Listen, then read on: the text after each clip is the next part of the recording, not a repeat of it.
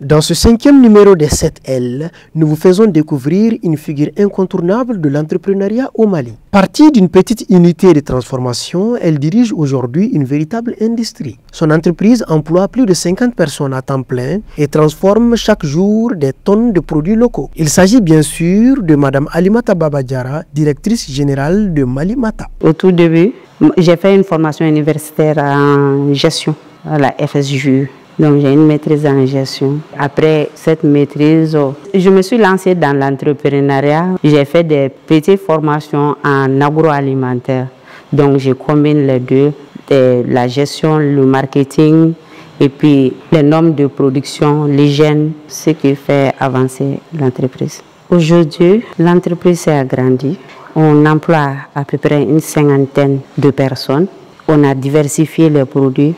Dans les céréales, on a une gamme de à peu près 15 produits. Chaque femme et maman, j'arrive à accumuler le foyer et l'entreprise. Surtout que l'entreprise, c'est une activité domestique approfondie. Donc là, je n'ai pas de problème. Tout a commencé il y a plus de 15 ans lorsqu'elle a décidé de formaliser son entreprise. Forte de son expertise technique, elle a rapidement ressenti le besoin d'acquérir des compétences spécifiques en gestion. C'est à ce moment qu'est intervenu son associé Lassana Touré, expert consultant en gestion d'entreprise. Cette affaire, elle a démarré toute seule pendant beaucoup d'années. Elle utilisait les moyens artisanaux, elle sortait elle-même avec ses produits, elle les vendait de l'entourage à d'autres quartiers. Elle a employé des gens jusqu'à arriver à cette étape. Et quand moi j'arrivais, il y avait déjà beaucoup de choses qui avaient été faites. Donc ça veut dire qu'elle est beaucoup dans la production, elle s'y connaît. C'est pourquoi aujourd'hui nous sommes à l'aise parce qu'on n'emploie personne qui fait quelque chose que Mata ne connaît pas. Alimata maîtrise de bout en bout tout ce que nous faisons ici. De l'approvisionnement en termes d'exigence de qualité, quelle est la bonne qualité des matières premières, tous ces éléments de mesure de qualité, elle les sait. Quel est le bon moment d'approvisionnement, quelles sont les zones de production, quels sont les bassins de production, elle en sait. Donc côté approvisionnement, elle maîtrise, elle est en relation avec beaucoup de fournisseurs de matières premières. Au niveau de la production, elle connaît les techniques de production. D'ailleurs, tous les gens que nous employons ici, c'est elle qui les forme. Nous apprenons de nos erreurs, nous apprenons de nos expériences. Donc elle forme tout le monde. Ensuite, au niveau de tout ce qui est lavage, cuisson, séchage, conditionnement, elle s'y connaît dans tout. Donc ça nous facilite beaucoup la gestion du personnel et la gestion de la production et de la qualité. De la matière première au produit fini, tout est organisé et contrôlé par le gestionnaire Touré et supervisé par la directrice Diara. Elle s'est inscrite à l'Institut de formation professionnelle de Missabougou pour suivre une formation en transformation agroalimentaire. Ce qui l'a aidé à repousser les limites en termes de quantité et de qualité et à s'ouvrir aussi à une clientèle assez élargie. Toujours dans sa passion, elle a vu que c'est encore possible avec cette formation. Donc la quantité a augmenté, la qualité s'est améliorée et c'est là où elle a commencé même à recruter quelques femmes. Donc l'appétit vient en mangeant. Donc elle a cru jusqu'à formaliser l'entreprise en 2010 sous forme d'entreprise individuelle. Malimata Transformation. Elle, c'est Alimata, on l'appelait Mata. Donc, elle a commencé comme ça. Donc, de 2010, elle a travaillé avec une équipe de 10 femmes. La production a augmenté, la clientèle a augmenté, mais après, plus tard, elle s'est faite prise par les insuffisances en gestion, en organisation, en structuration. Donc, à un moment, c'était devenu assez compliqué, où elle n'avait pas de salaire, elle vendait, tout l'argent qui venait disparaissait à la fin du mois et toujours c'était les mêmes soucis de trésorerie, les mêmes soucis en termes d'organisation et consorts avec les employés. C'était très compliqué la communication. Donc elle a compris qu'elle ne peut pas gérer ça tout seul. Elle a fait recours à son formateur de l'Institut de formation. Lui aussi, il est arrivé à ses limites. Donc à un moment, la question c'était de savoir comment on va faire. Et ils ont fait recours à un consultant. On a commencé d'abord à faire un diagnostic global sur tous les aspects du management et tous les aspects de la production et tous les aspects de la distribution.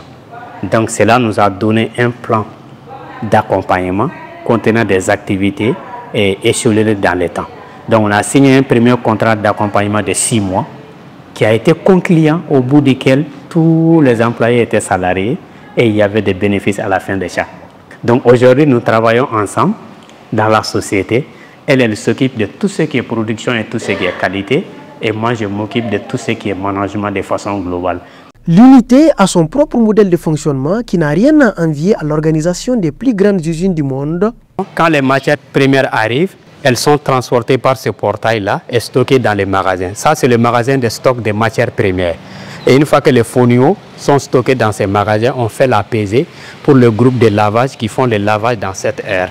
Ici, travaille une dizaine de femmes. Elles lavent le fonio. Le matériel utilisé, c'est des baignoires, des calebasses.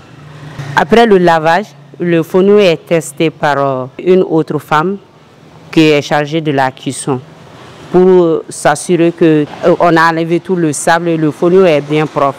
Donc après, on l'amène à l'aire de cuisson.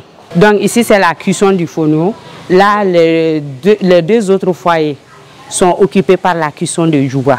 Ici, c'est l'aire de séchage. On a différentes gammes de produits. C'est pourquoi on a séparé aussi en différents compartiments. Donc, on a un premier bloc qui est uniquement consacré au séchage de Djouka. Comme le Djouka contient de l'huile, on ne peut pas le permettre avec d'autres produits séchés. Donc, le Djouka, c'est ce compartiment-là. Donc, cette partie est réservée uniquement pour le Djouka. Maintenant, la partie où nous sommes, ça, c'est réservé aux autres céréales. Attendez par autres céréales, le mil, le sorgho, le maïs et le niébé. Donc, on a réparti en différents compartiments. Ce château nous permet de garantir la disponibilité en eau. Parce que notre travail, ça repose beaucoup sur l'hygiène. On ne peut pas travailler sans eau. On utilise beaucoup l'eau. Ce bâtiment est uniquement réservé au conditionnement. Et ça comporte 3 parties. Ce magasin, ça c'est réservé au stockage des emballages. Comme vous le voyez, nous travaillons avec des emballages de diverses sortes. Cette salle est uniquement réservée pour le conditionnement du Djouba. Alors, comme madame l'a expliqué, donc vous voyez, nous conditionnons les céréales en sachets d'1 kilo. Donc ça, c'est ce que nous utilisons principalement, les sachets d'1 kilo pour les céréales. On a les bidons de 90 centilitres pour les jus et on a aussi des pots et des bouteilles pour d'autres produits. Donc ça, c'est ce qu'on fait principalement, mais à la demande du client, il peut nous arriver de faire des conditionnements en demi-kilo, en 5 kilos, en 10 kilos, même en 50 kilos, comme vous avez pu constater dans l'autre salle. Ce magasin est uniquement consacré au Djouga. Chaque étagère a 6 compartiments et les compartiments peuvent prendre jusqu'à 100 unités. Et ça nous permet de bien maîtriser la gestion, on connaît le nombre. En plus des clients externes, Mali Matat dispose également des magasins pour le bien-être des clients sur place. Il s'agit d'un véritable système de gestion adapté sur mesure à nos réalités pour une efficacité sans pareil. Je suis Adja Traoré. Je suis chargée de la gestion des magasins et la vente des produits.